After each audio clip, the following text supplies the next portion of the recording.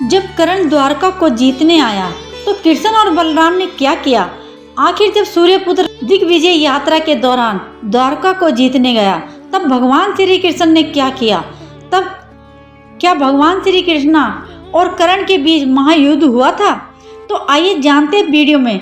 आगे बढ़ने से पहले प्लीज वीडियो को लाइक करके चैनल को सब्सक्राइब कर दें। भगवान श्री कृष्ण जैसा उत्कर्ष और साहस से भरा योद्धा द्वापर युग में कोई नहीं था, क्योंकि श्री कृष्ण स्वयं भगवान विष्णु के अवतार थे।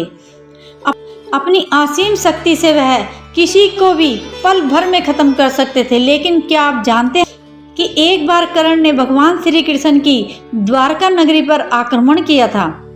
क्यों कर्ण ने द्वारका पर आक्रमण किया था? और जब कर्ण ने द्वारका पर आक्रमण किया तब भगवान श्री कृष्ण ने क्या किया?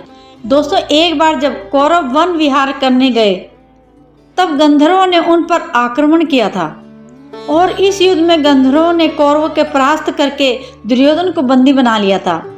गंधर्वों और उनके राजा चित्रसेन ने युद्ध में कई सारी मायाओं का प्रयोग किया था, जिसके कारण कौरव उनके सामने टिक नहीं पाए और इस युद्ध में लाखों गंधर्वों ने एक साथ कर्ण पर आक्रमण किया और कर्ण के धनुष को तोड़ डाला, जिस वजह से कर्ण को युद्ध से पीछे हटना पड़ा। गंधर्व युद्ध के समय कर्ण के पास अपना विजय धनुष था ही नहीं, क्योंकि कर्ण ने कभी भी विजय धनुष का इस्तेमाल नहीं किया था। उसने तो केवल महाभारत के 17वें दिन में ही अर्जुन के विरुद्ध उस विजय धनुष का उपयोग किया था। युद्ध में अपने साधारण से धनुष के बलबूते पर कर्ण कोई भी दिव्य अस्त्र नहीं चला पाए थे, इसलिए युद्ध में कर्ण को पीछे हटना पड़ा। अब कर्ण के सामने गंधर्वों ने दुर्योधन को बंदी बना लिया था, लेकिन कहते हैं कि अर्जुन ने ही गंधर्वों से स्वयं दुर्योधन को बचाया और इसी के चलते लोग कर्ण की वीरता पर कई सारे सवाल उठाने लगे। इसके बाद कर्ण ने अपने खोए हुए सम्मान को वापस पाने के लिए दिग्विजय यात्रा करने का विचार किया। यह दिग्विजय यात्रा कर्ण ने तब की थी जब स्वयं पांडवों को 12 वर्ष का वनवास और 1 वर्ष का अज्ञातवास के लिए भेजा गया और उस समय दुर्योधन ने धरती के सबसे मुश्किल यज्ञ यानी कि वैष्णव यज्ञ को किया था। उसी समय कर्ण ने दिग्विजय यात्रा शुरू की थी और वह अपनी विशाल सेवा के साथ दिग्विजय के लिए निकल पड़ा। पहले कर्ण ने पंचाल नरेश द्रौपद के राज्य पर आक्रमण किया और अपने विशाल सेना के साथ कर्ण ने द्रौपद के राज्यों को चारों ओर से घेर लिया। जब द्रौपद को संदेश मिला कि कर्ण ने उसके राज्य पर आक्रमण किया है, तब द्रौपद अपनी सेना को लेकर युद्ध क्षेत्र में पहुंचा। इसके बाद कर्ण और द्रौपद में एक भयंकर युद्ध हुआ, लेकिन कहते हैं कि इस युद्ध में कर्ण ने द्रौपद को पराजित कर दिया, अपने अधीन कर लिया था और इसके बाद द्रौपद का राज्य पंचाल हस्तिनापुर के अधीन हो गया। कर्ण ने द्रौपद को सोना चांदी और कर देने के लिए विवश कर दिया था। महाभारत काल में भगदंत नामक एक पराक्रमी राजा हुआ करता था। वह प्रयाग ज्योतिषी का राजा था। वैसे तो भगदंत बहुत ही बुजुर्ग योद्धा था, लेकिन फिर भी उसमें इतना पराक्रम था कि उनसे युद्ध करने का सोच भी नहीं सकता था, क्योंकि उनसे युद्ध करना बिल्कुल नामुमकिन था। दरअसल भगदंत के पिता का नाम नारकासुर था। उसके पास भगवान विष्णु का वैष्णव अस्त्र किसी भी अस्त्र से नहीं रोका जा सकता था, लेकिन कर्ण ने अपने दिग्विजय यात्रा के दौरान महापराक्रमी भगदत्त को भी परास्त कर दिया था।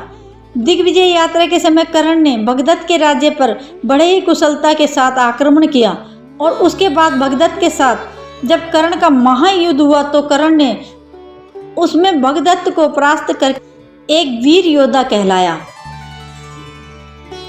इसके बाद कर्ण ने मगध और छेदी को भी जीत लिया था। इसी तरह कर्ण ने सारी दिशाओं में दिग्विजय यात्रा कर सारे राज्यों को अपने अधीन कर लिया था, यानी कि हस्तिनापुर के अधीन कर लिया था। और अंत में कर्ण अपनी सेना को लेकर श्री कृष्ण की नगरी द्वारका पहुंचते हैं। देवराज इंद्र के पुत्र अर्जुन के साथ कर्ण की दुश्मनी थी, इसलिए इंद्र ने जल्द ही कर्ण के दिग्विजय यात्रा का संदेश बलराम जी के पास पहुंचा दिया। अब इंद्र बलराम जी से कहते हैं, हे बलराम, कर्ण दिग्विजय यात्रा पर निकला है। उसने एक एक करके सारे राज्यों को परास्त कर दिया है और अब उसकी नज़र द्वारका पर है और वह अपनी सेना के साथ द्वारके की ओर बढ़ रहा है। इंद्रदेव की बात सुनकर बलराम जी कहते हैं, हस्तिनापुर की अधीनता हम यादव कभी स्वीकार नहीं करेंगे। अगर कर्ण की सेना द्वारका के द्वार पर पहुंची तो हम उसकी सेना के साथ साथ उसे भी यमलोक के द्वार पहुंचा देंगे और आज पूरा संसार बलराम के क्रोध को देखेगा। द्वारका पर आक्रमण करने से पहले कर्ण को यमलोक भेज दूंगा। इसके बाद बलराम जी भगवान श्री कृष्ण के पास जाकर कहा, कर्ण का दुस्साहस तो देखो कान्हा, वो सेना लेकर हमारी द्वारका पर आक्रमण करने आ रहा है। तुम अपना सुदर्शन चक्र उठाओ और आज पूरा संसार यादव का बल देखेगा। मैं नहीं चाहता कि युद्ध की अगुवाई तुम करो, क्योंकि युद्ध की अगुवाई मैं करूंगा और कर्ण और उसकी सेना को मौत के घाट उतार दूंगा। बलराम जी के क्रोध देखकर भगवान श्री कृष्ण ने उन्हें शांत करते हुए कहा, आप पहले शांत हो जाइए। बिना कर्ण की मनसा को जाने हमें उससे युद्ध नहीं करना चाहिए। जितना मैं कर्ण को जानता हूँ वह सभी योद्धाओं से थोड़ा भिन्न है। दानवीर होने के साथ साथ वह बहुत ही विनम्र स्वभाव का भी है। कर्ण से युद्ध करने से पहले हमको उसे जरूर बात करनी चाहिए। भगवान श्री कृष्ण की इन बातों से भी बलराम जी का गुस्सा शांत नहीं हुआ। वे भगवान श्री कृष्ण और पूरी यादव सेना के साथ द्वारका के मुख्य द्वार पर पहुंचे। जी हाँ, यादव सेना यानी कि नारायणी का मुकाबला कोई नहीं कर सकता था। इसके बाद कर्ण भी अपनी सेना के साथ द्वारका पहुंचे और अपने सामने बलराम जी और भगवान श्री कृष्ण को देखकर हाथ जोड़कर प्रणाम किया। लेकिन बलराम जी का क्रोध शांत नहीं हुआ। उन्होंने अपने हाथ पर हल उठाकर कर्ण को युद्ध की चुनौती दी। बलराम जी की इस चुनौती को सुनकर कर्ण ने अपने धनुष को उठाया और 2 बाणों का संघान किया। कर्ण के सामने बलराम जी और भगवान श्री कृष्ण जैसे महापराक्रमी योद्धाओं को देखकर कर्ण की सेना और नारायणी सेना बेहद अचंभे में थी। युद्ध क्षेत्र में मौजूद हर एक योद्धा चिंता में था। इसके बाद कर्ण ने धनुष की प्रत्यंचा को खींचकर भगवान श्री कृष्ण और बलराम जी पर एक बाण चलाया तो देखते ही देखते 2 भिन्न मालाओं में बदल गया और देखते ही देखते भगवान श्री कृष्ण और बलराम जी के गले में ये माला जाकर गिरी। कर्ण के स्वभाव को देखकर बलराम जी का क्रोध शांत हो गया। वह आश्चर्यचकित हो गए और इसके बाद कर्ण ने बलराम जी से कहा, बलराम, हस्तिनापुर की तरफ से मैं दिग्विजय यात्रा पर निकला और चारों दिशाओं के सारे राज्यों को जीता, लेकिन श्री कृष्ण और आपसे युद्ध करके भला मैं कैसे जीत सकता हूँ? और आखिर कौन जीता है आज तक जो मैं जीतना चाहूँगा? मैं द्वारका को जीतने नहीं आया बल्कि द्वारका के साथ संधि करने आया हूँ। इसलिए बलराम, कृपया आप हस्तिनापुर की मित्रता को स्वीकार करें। कर्ण की बातों को सुनकर बलराम जी बहुत प्रसन्न हुए। उन्होंने कर्ण से कहा, अद्भुत कर्ण, तुम्हारे इस विनम्रता को देख मैं बहुत प्रसन्न हुआ हूँ। मैंने बहुत से बड़े पराक्रमी योद्धा देखे, लेकिन उनके अंदर विनम्रता की हमेशा कमी रहती है। लेकिन आज मैंने तुम्हें देखा है, मैं धन्य हो गया। समस्त राज्यों को जीतकर तुमने अपने पराक्रम की घोषणा तो कर दी, लेकिन साथ सहजता को देखकर मैं बहुत खुश हुआ हूँ और इसलिए मैं हस्तिनापुर की मित्रता को स्वीकार करता हूँ।